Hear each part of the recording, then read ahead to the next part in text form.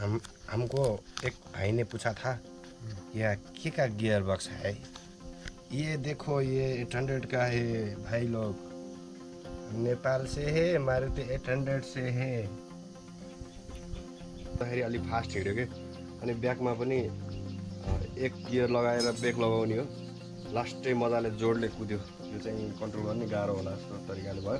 त्यही भएर हामीले यसलाई गियर चाहिँ ट्रान्समिसन ठुलोवाला हाल्ने टार्गेट गऱ्यौँ।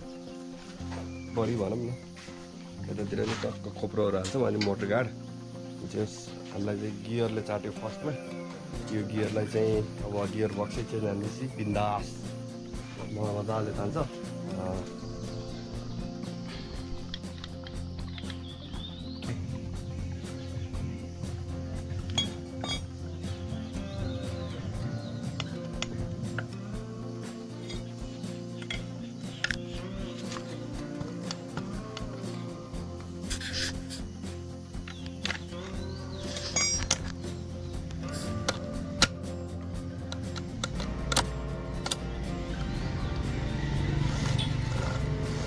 ल यो समात्छ, यो रड न्युट्रल भयो होइन, यो न्युट्रल है। एक नम्बरको लागि है, नम्बर गियर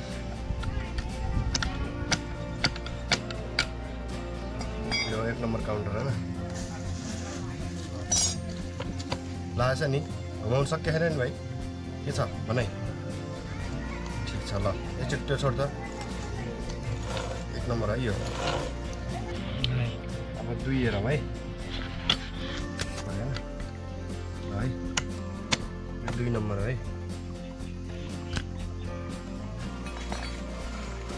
2 फास्टिक होइन, 2 पनि लागेन। अब हामीलाई 3 चाहियो होइन, 3 नम्बर है, लाख न है।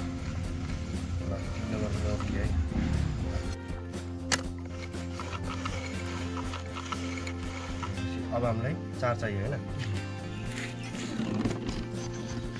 पऱ्यो भित्र यो 4 भयो बल्ल, 4 नम्बर पनि ओके रहेछ है। अब हामीलाई ब्याग चाहियो होइन, ल समात त ब्याग पनि लगाइदियो। लास्टै नजिकबाट यो ब्याग गियर है भनिसकेपछि भयो। अब हामीले पेस्ट लगाइदिएर हालिदिउँ होला।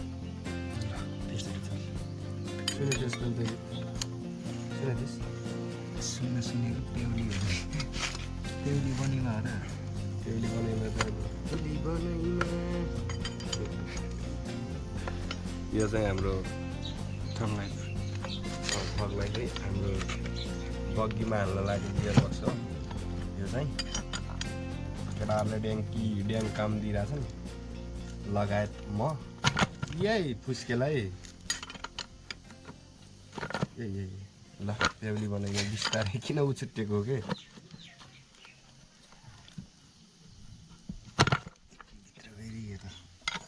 मेरो ठिक छ है। नतिजा प्रकाशित गरियो हामीले यसको, यो ठिक छ। सालै जो हाम्रो त्यहाँ छेउमा डिजे सुनेल भन्ने छ नि एउटा, दिनभरि रातभरि गीत बजाएर पनि थाक्दैन डिजे सुनेल। 10 बजेसम्म राति गीत फेरि कतिले बजाएन भने सबै विरक्त लाग्दो। सुन्नुभयो कपिराइट लाग्ने, म गरेको त सुन्नै नपाइला जस्तो भइसक्यो।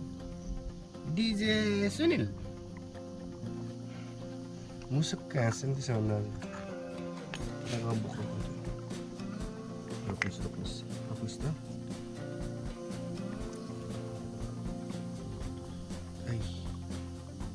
क्या हो रहा है सब, नीचे की तरफ गिर रहा है क्यों? गोठमा फाल्दै थियो यार, केटाले राख्ने ठाउँ राम्रै पाएछ। पानी खाएर बसिरहेको बिचरा, 1 लिटर त पानी निस्कियो यहाँबाट। ए अझै रहेछ त्यहाँ पानी, पोखाउँ न अलिकति टेस्ट हाल्नु। यता घुट्टो भेनाको राइडिङ डर छ त, कता घोप्ट्याउनु त लगेर पानी त्यस्तो निस्किन्छ पानी।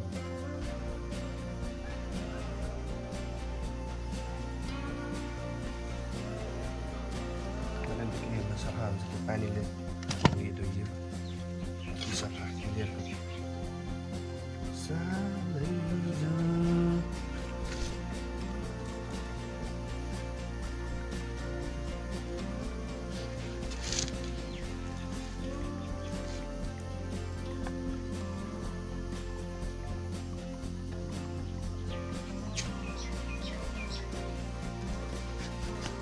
हमको एक भाई ने पूछा था यह क्या गियर बॉक्स है। ये देखो ये 800 का है भाई लोग, नेपाल से है, मारुति 800 से है।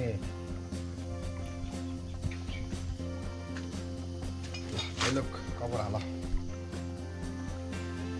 कवर हाम्रो यो गियर बक्स अब रेडी भइसकेको छ। अब यो गियर बक्स रेडी भइसकेको छ, यसलाई हामी टक्क कभर लगाउँछौँ। त्यस पछाडि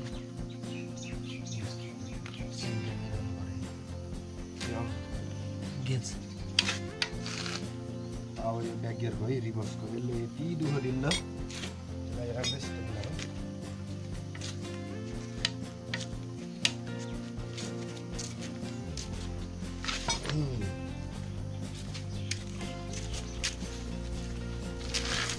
ल घप्टाउ त भाइ।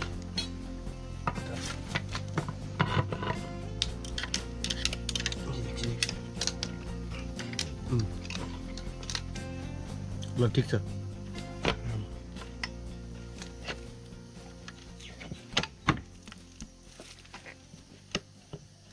ल मिल्यो है भाइ लोग।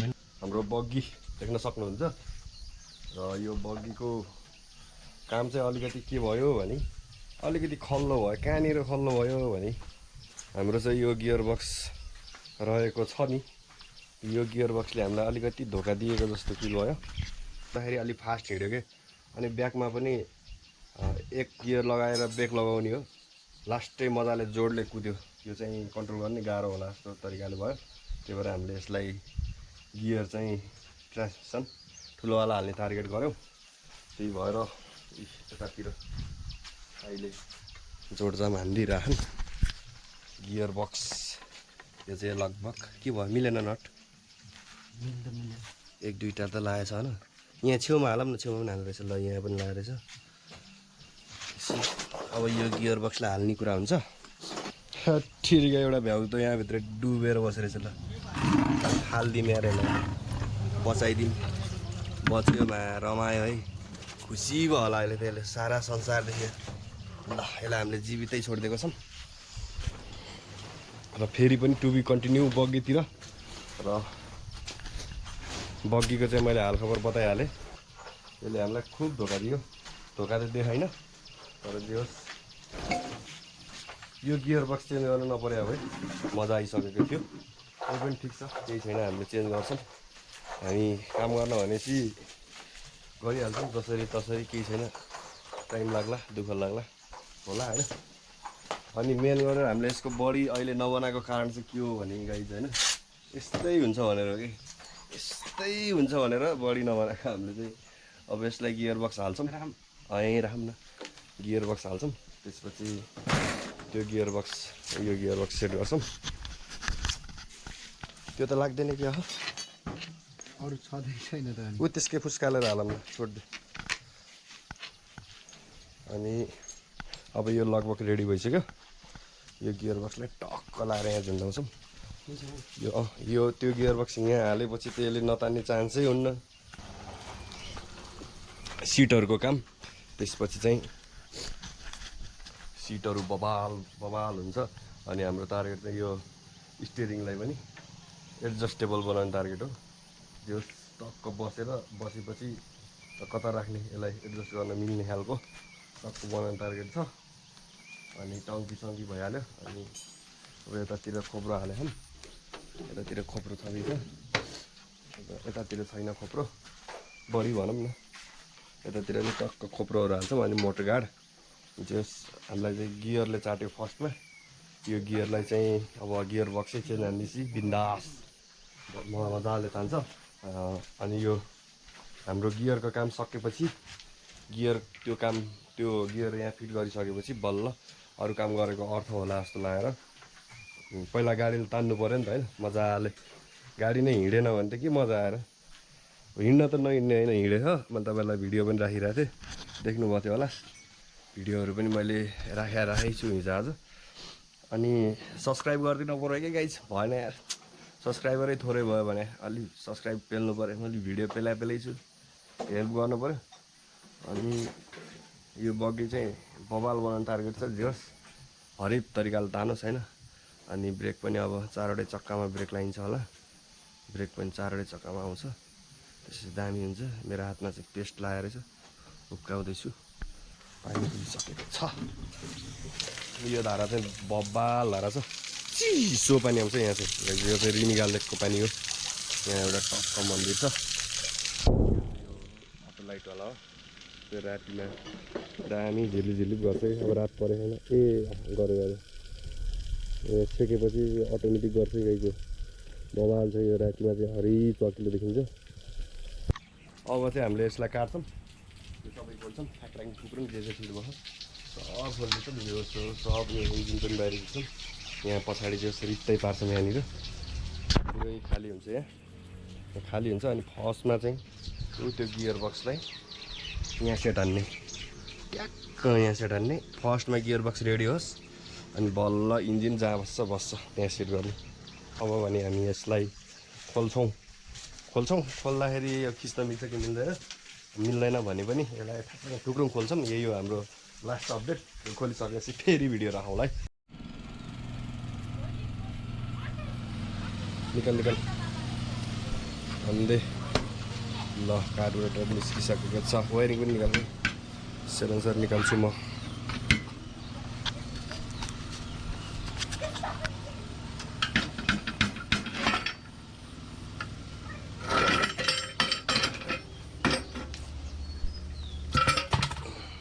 अर्कोपट्टि फर्काएको त्यसले सट्ट धकाल्दै त त्यस्तो के हो युट्युब बनाउने भनेको कान्छ अब यो हाम्रो फोटो खिचेको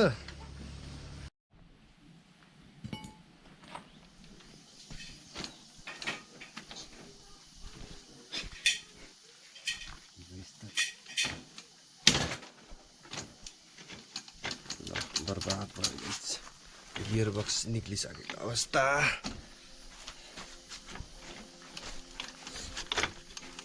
पक्नुस् त के भयो कहाँनिर एडजस्टरले अड्क्यो रोक इन्जिनलाई उठाउँ न इन्जिनलाई झिकाउँ न पहिला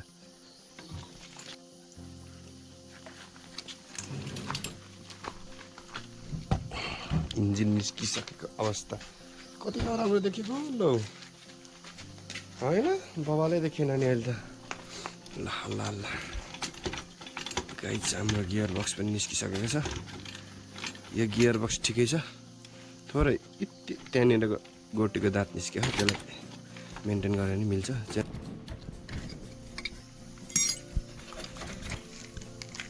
निस्क्यो अब चाहिँ खाली देखियो हाम्रो गाडी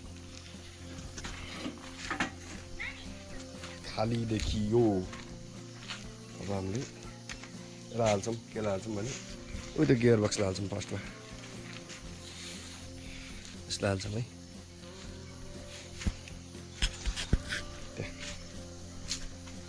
सब निस्किसकेको छ इजी तरिकाले यहाँ इन्जिन बसिदियो यहाँ गियर बक्स बसिदियो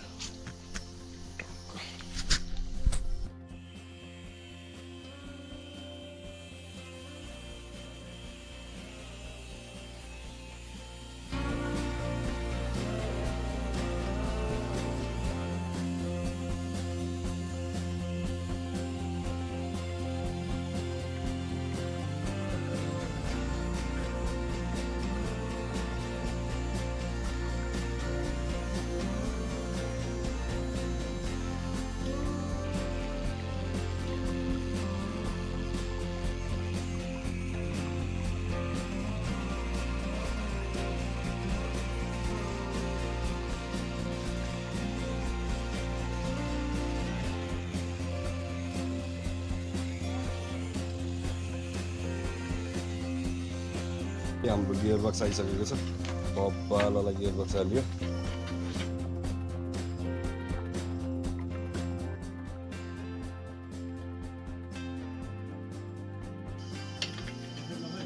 खै हाम्रो सम्धीले बाख्री डोराएर हिँडेको अवस्था। बेहुली बनैमा